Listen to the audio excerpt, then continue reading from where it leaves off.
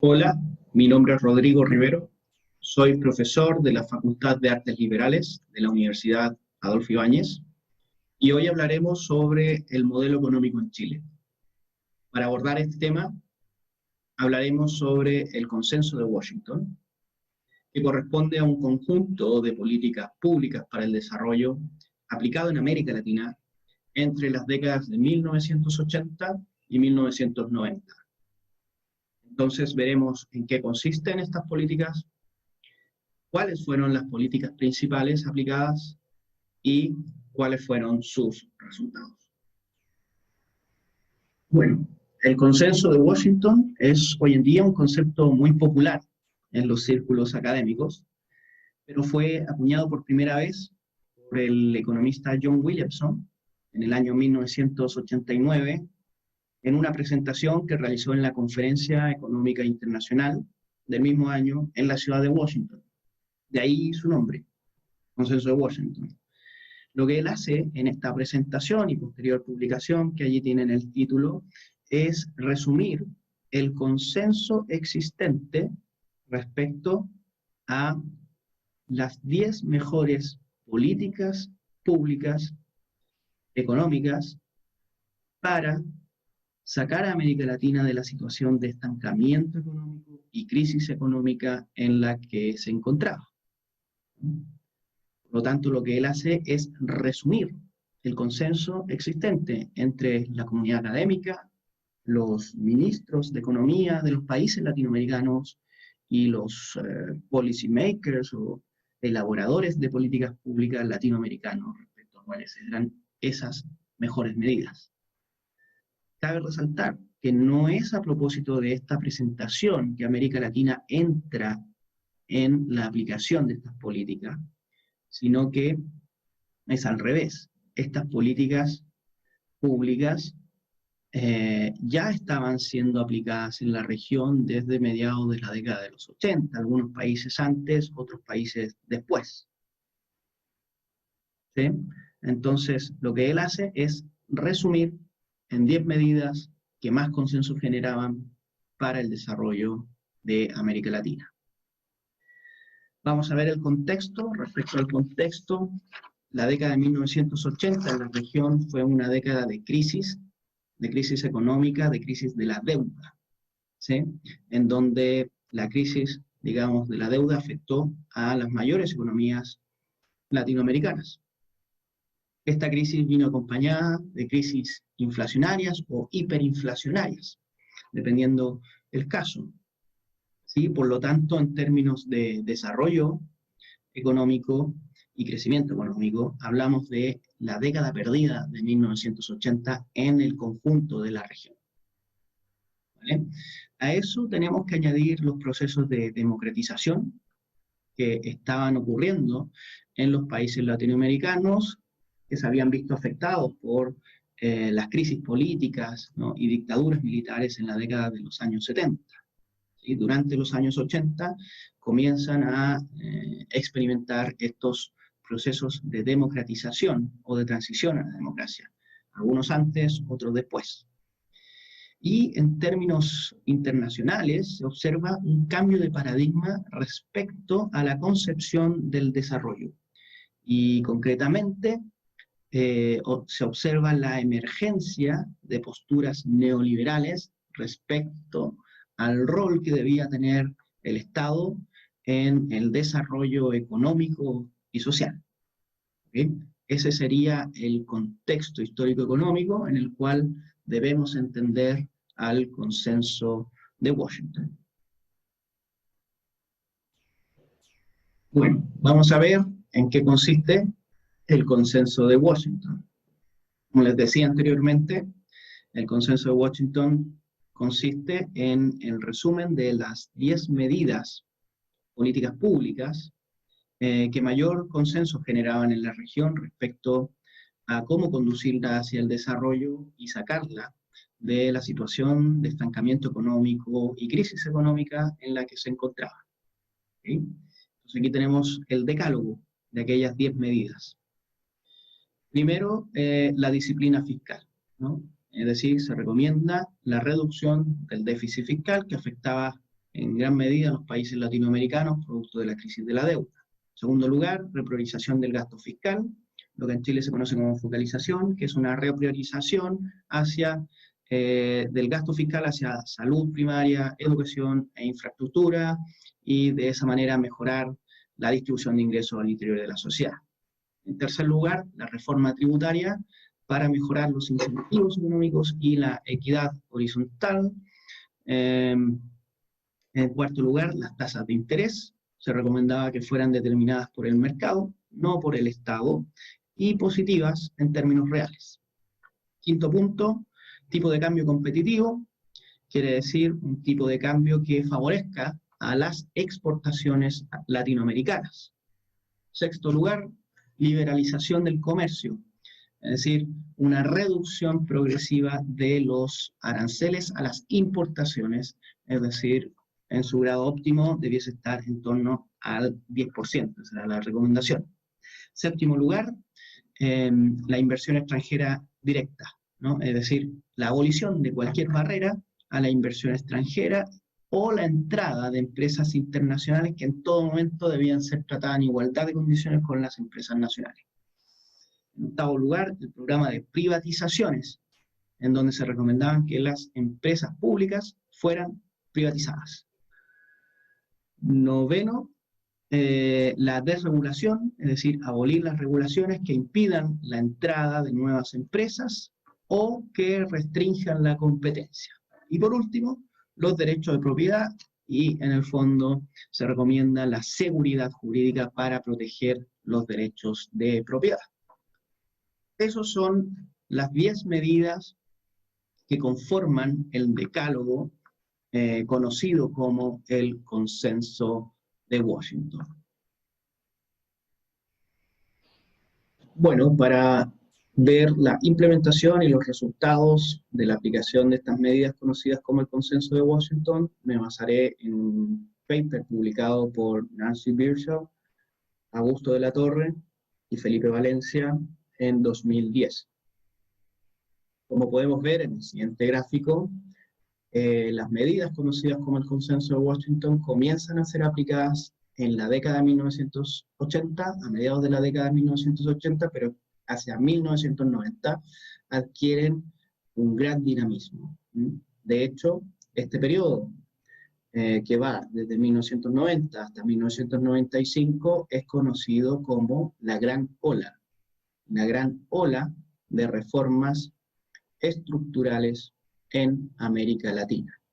Continúa después de 1995, pero como se puede apreciar allí, a un menor ritmo, ¿sí? Este ritmo también difiere según cuál es el sector, ¿sí?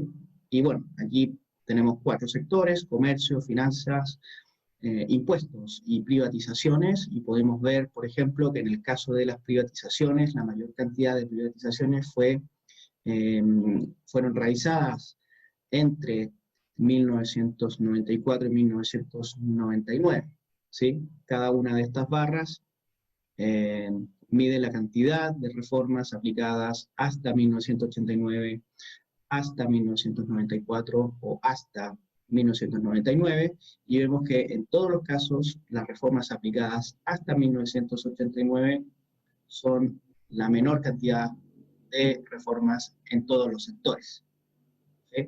Allí tenemos el total.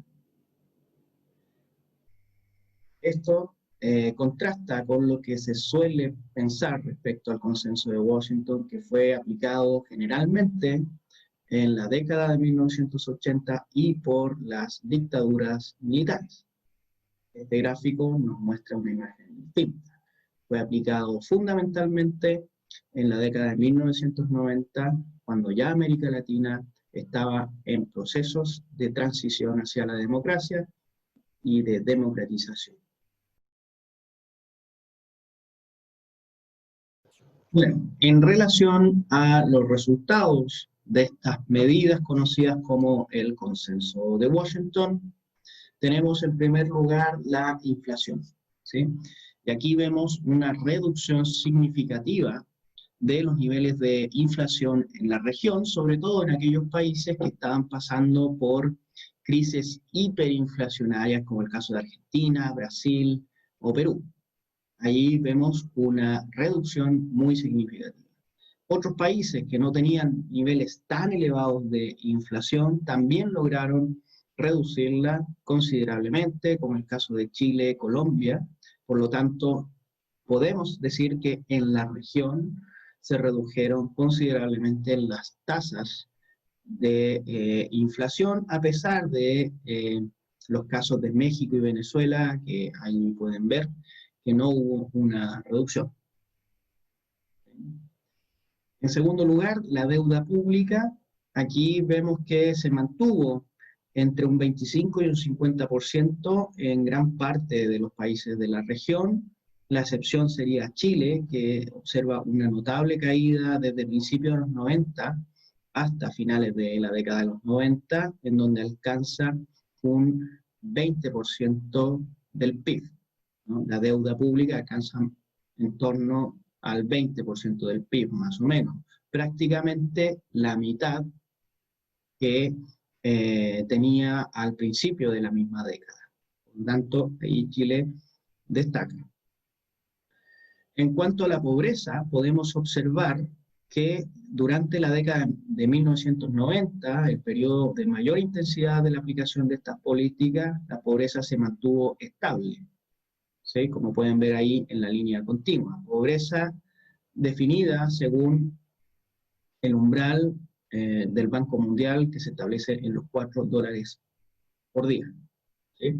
Y esta estabilidad en los niveles de la pobreza, en torno al 45% de la población latinoamericana más o menos, contrasta con la tendencia observada en el crecimiento del PIB per cápita de la región. Como vemos, durante el mismo periodo, el PIB per cápita muestra un crecimiento importante.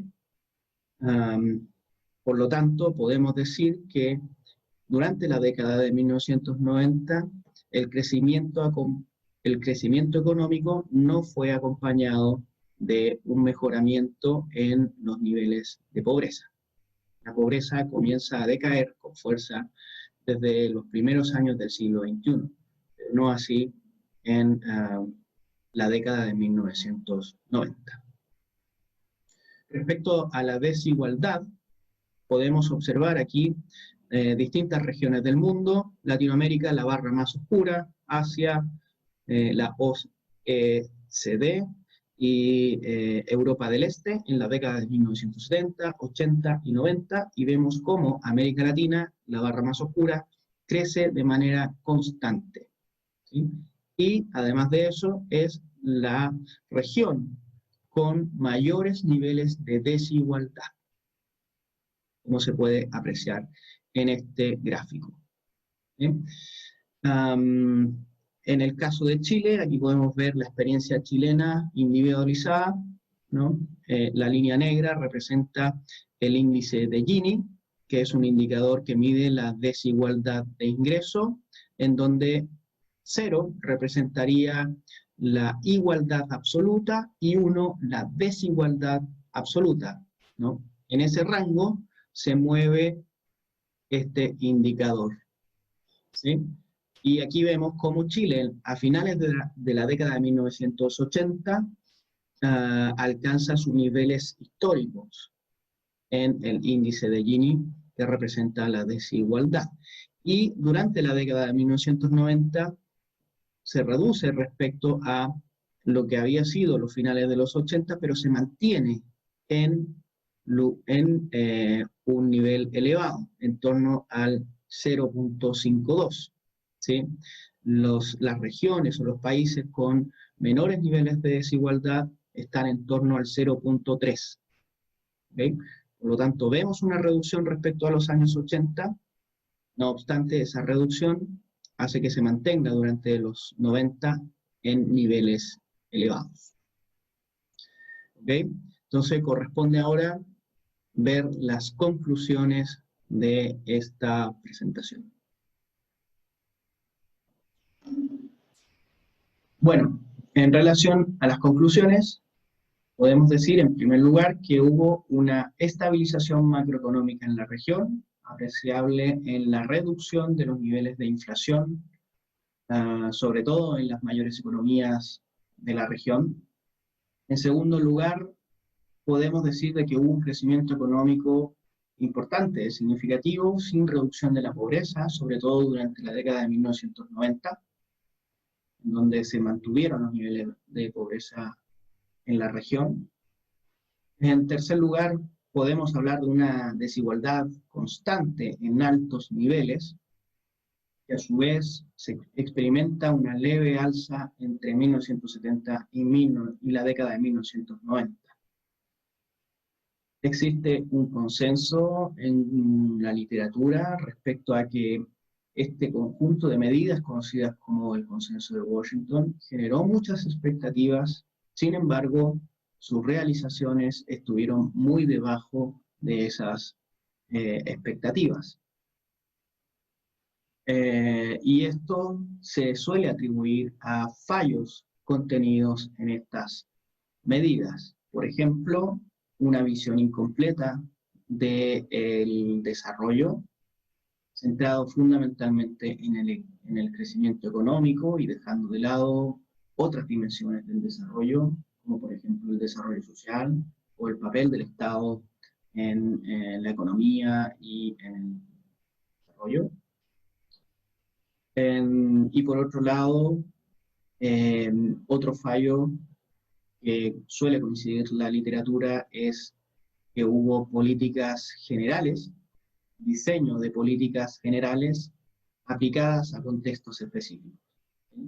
Es decir, la adecuación de estas políticas a la realidad local tal vez fue uno de los principales obstáculos que tuvieron estas medidas. Muy bien, hemos finalizado esta cápsula, espero que les haya servido, que les haya sido útil, que les haya gustado. Yo me despido y será hasta una nueva oportunidad.